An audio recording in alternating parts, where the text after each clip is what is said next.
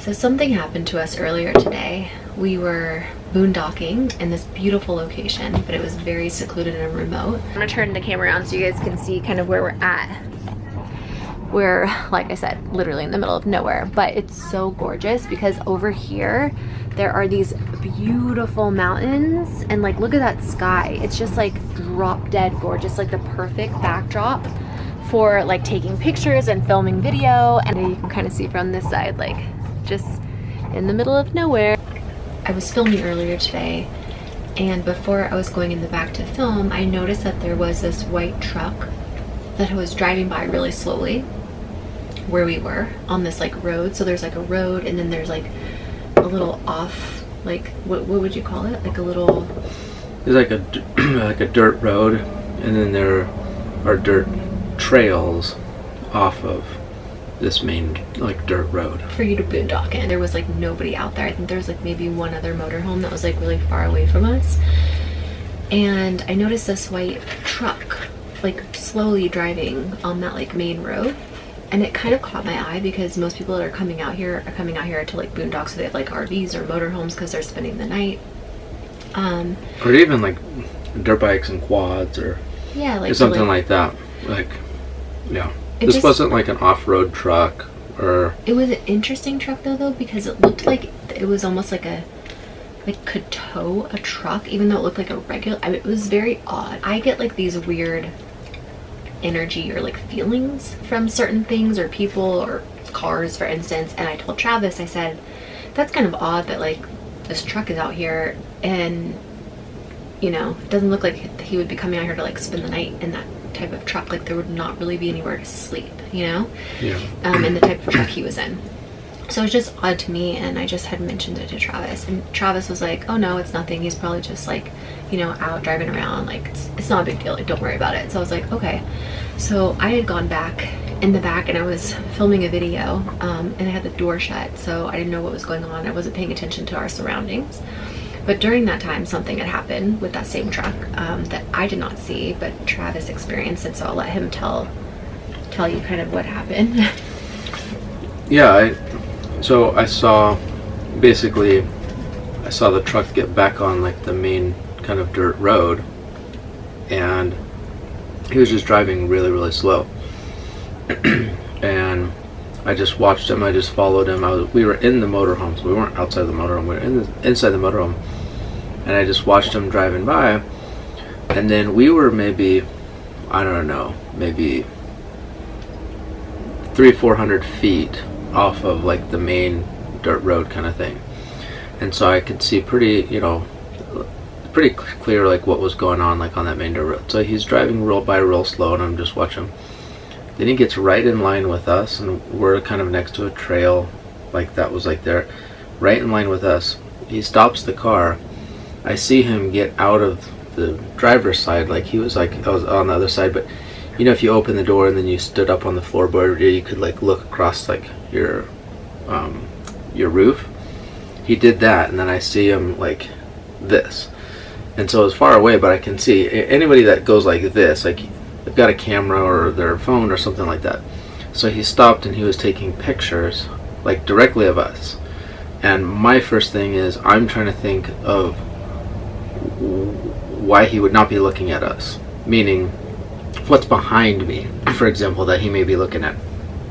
Is there something cool behind me? Is it a sunset? Is it a mountain? Is it like just something? And I'm like, okay, the sunset's over here, and there's nothing, there's no reason for him to be taking a picture of like literally right, like facing us.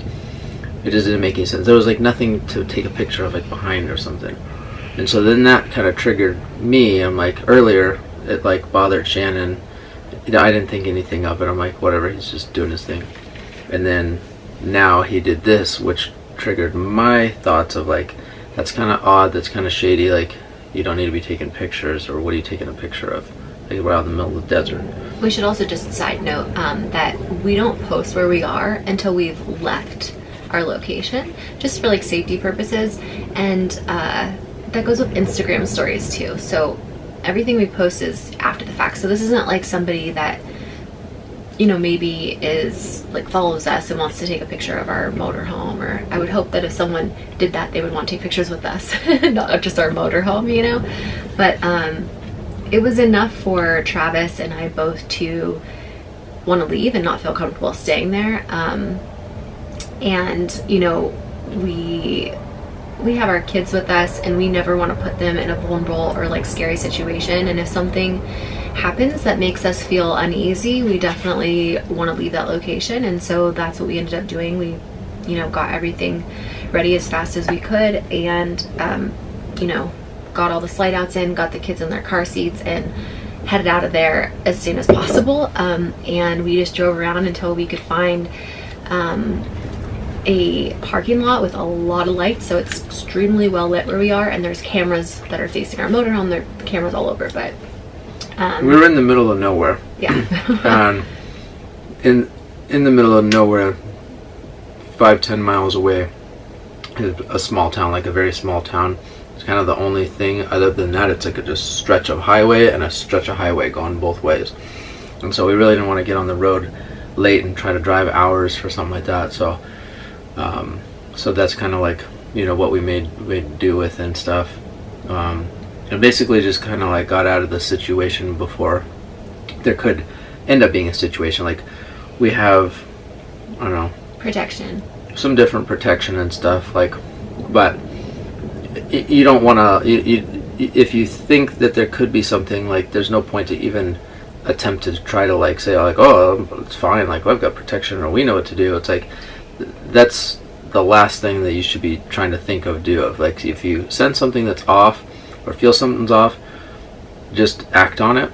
Don't try to be like, well, I can handle myself and I know what I can do. It's like there's no point for that, especially if you have kids. It's not like, yeah, if you're just chilling out there solo or whatever, then you know that's fine. You can sleep with a loaded gun under your pillow and have a bat next to your bed and stuff like that. But you have kids and stuff, you know, it's you're just not worth it. It's just not worth it. Yeah. So basically, our point of telling you this is, one, we wanted to kind of update you and let you know what's going on. But two, also for anybody else that has, you know, been in this situation or could be in this situation, or you guys RV or van life, or you are, you know, living in your car by choice or whatever, even if it's not by choice. My point is that, you know, if you sense a bad situation, always just get out of it. You can always drive away and find somewhere that's safe and well lit. If you feel like someone's following you, you know, call the police. Just do everything to be on the safe side. You can never be too safe.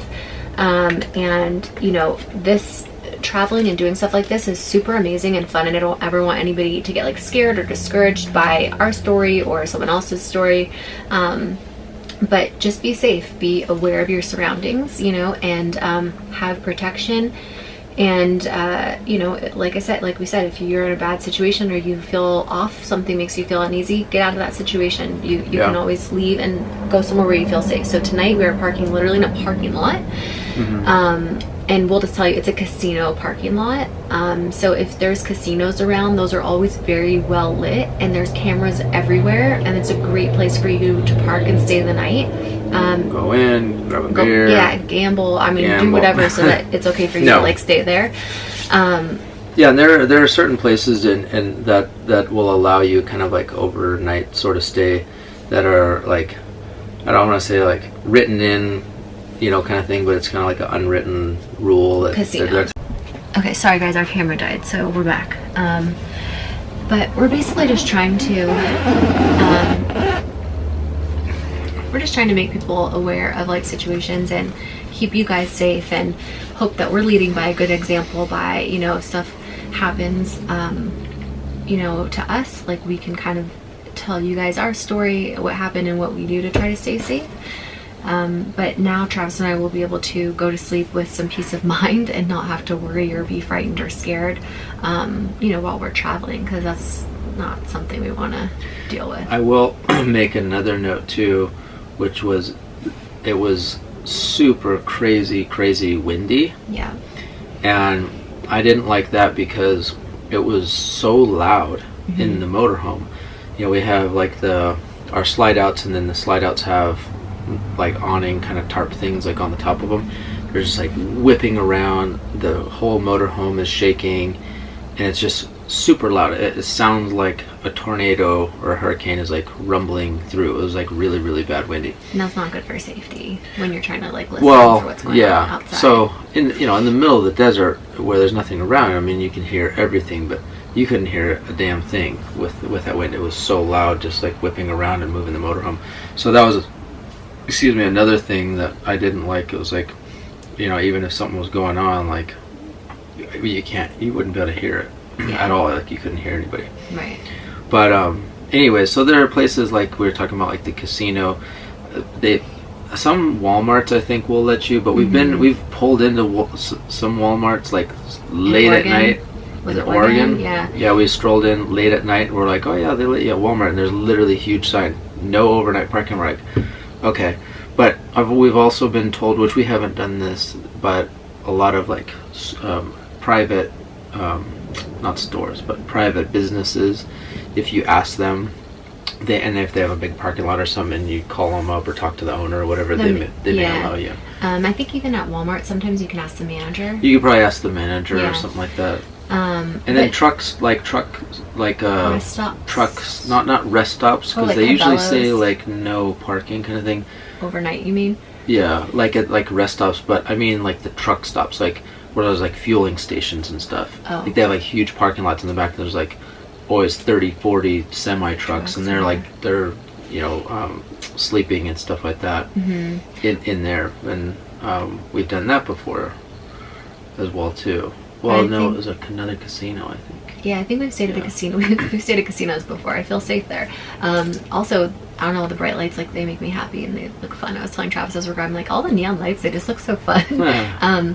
But for places, just for you guys' information, for one, you could just look up online, like, free places to park or boondock, when you're on the road and traveling, or if, like, you have a bad situation or someone's following you, or you get not good vibes from an area. I think Cabela's is a place that you can park. Cabela's. It's like a hunting place. Yeah. Overnight. And then there are certain Walmarts that will allow you to. And then, I wrote down a whole list. If I can remember, I'll try to put it in here, because I wrote on my notes like places to go in case we had a situation like this. So just be prepared. Yeah.